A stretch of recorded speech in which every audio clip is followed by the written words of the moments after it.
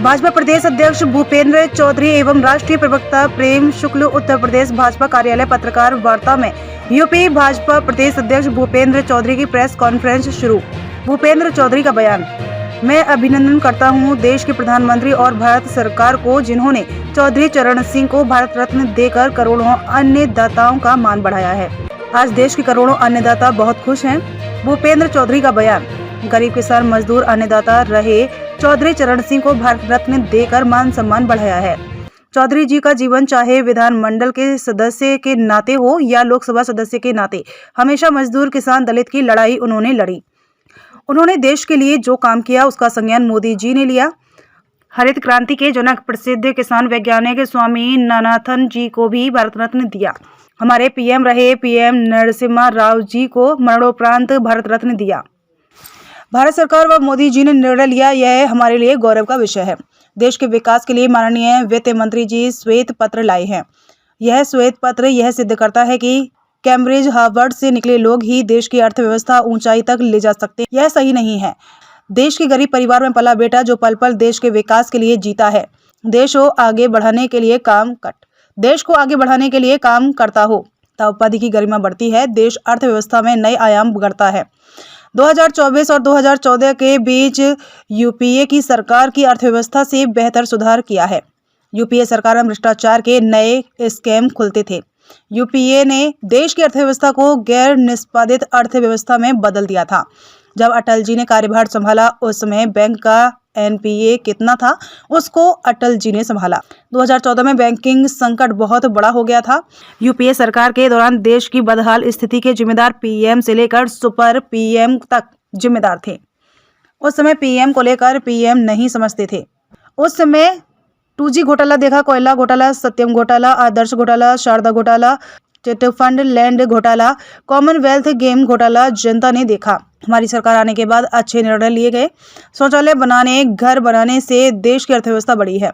उस समय हमारे पास नीति पक्षघात था। आज हमारे पास अधिक निवेश, उत्पादकता बढ़ी है। तब हमारी अर्थव्यवस्था कई समस्याओं का सामना कर रही थी। आज हमारी अर्थव्यवस्था में निवेश व ऋण बढ़ाने की क्षमता है। आज निवेश 5 गुना बढ़ गया। 2014 से 2013 के बीच बड़ा निवेश आया है। आज हम निवेश के लिए द्विपक्षीय समझौता कर रहे हैं। यूपीए सरकार का राजकीय घोटाला बड़ा था। आज हम राजकीय घाटे को कम करने में सफल हुए हैं। अब तक जीएसटी काउंसिलिंग में सभी राज्यों के सहमति से नीतियां बनी हैं। श्वेत पत्र में कहा गया है, अभी हमें मीलों चलना है। अमृतकाल अभी शुरू हुआ है। भारत को 2047 तक भारत को विकसित राष्ट्र बनाने की है। कांग्रेस के समय में अर्थव्यवस्था काफी पीछे चली गई, जिससे सामान्य परिवारों पर दुखों का अंबार लगा दिया था। आज हमारा विदेश मुद्रा भंडार 600 अरब डॉलर से ज्यादा बना हुआ है। सरकार द्वारा जारी अध्यादेश को सार्वजनिक फाड़ने की शर्मनाक घटना सामने आई। पीएम मोदी के नेतृत्व में गरीबी का समाधान करने में सफलता मिली है। इस सकारात्मक बदलाव का श्रेय पीएम मोदी की दूरदर्शिता को जाता है।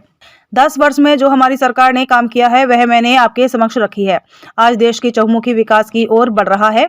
हम ऐसा भारत बनाएंगे जो दुनिया का नेतृत्व कर सके। मोदी जी के नेतृत्व में हम 2047 तक विकसित भारत बनाएंगे।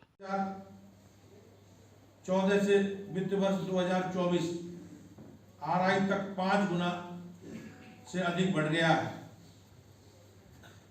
बिना इसके बेसिक स्ट्रक्चर में फेरबदल किए बिना एफडीआई यानी फर्स्ट डेवलपमेंट इंडिया 2014-23 के बीच 596 अरब डॉलर प्रत्यक्ष विदेशी निवेश एफडीआई में आया। 2005 और 2014 के दौरान आए एफडीआई से दुगना था। हम विदेशी पार्टनर्स और पार्टनर से व्हाइट ट्रेल इन्वेस्टमेंट ट्रीटी द्विपक्षीय निवेश के लिए समझौता कर रहे हैं। बेलगाम राजकीय कोष ने घाटे ने देश की अर्थव्यवस्था को एक आर्थिक संकट की ओर धकेल दिया था।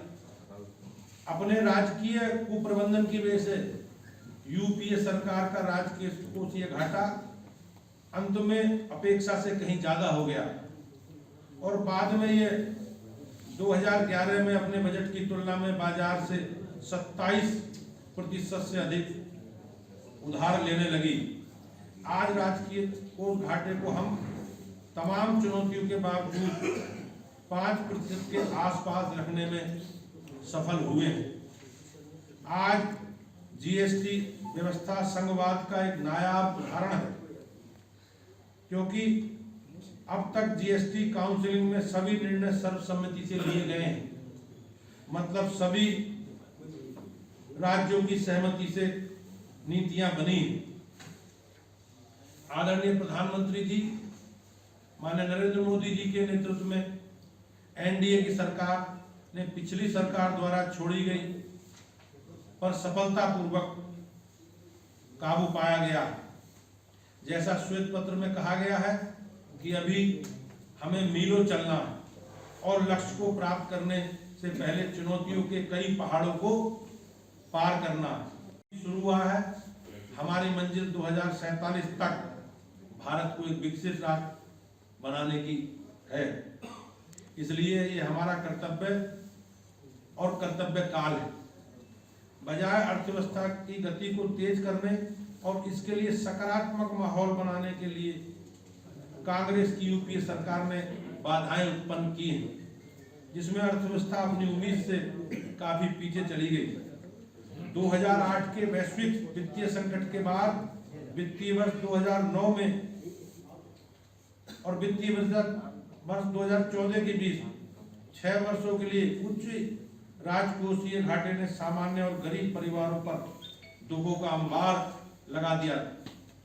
2009 और 2014 के बीच महंगाई चरम सीमा पर थी और इसका खामियाजा आम आदमी को उठाना पड़ा है।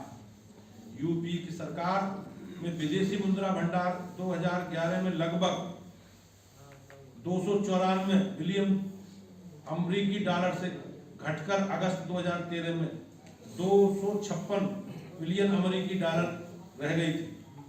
आज हमारा विदेशी मुद्रा भंडार लगातार 600 अरब डॉलर से अधिक बना हुआ है।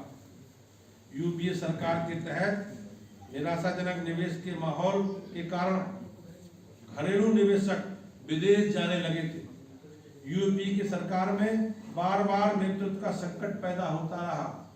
सरकार द्वारा एक अध्यादेश को सार्वजनिक रूप से फाड़ने की एक शर्मनाक घटना संसद में आई, तो यह स्पष्ट है कि मनमोहन सिंह सरकार के 10 साल का कार्यकाल आर्थिक कुप्रबंधन, वित्तीय अनुशासनहीनता और भ्रष्टाचार का कालखंड था। तब हमने इस खराब स्थिति पर श्वेत पत्र लाने से परहेज किया। अगर ऐसा किया होता तो निवेशकों समेत कई लोगों पर नकारात्मक प्रभाव पड़ता। इससे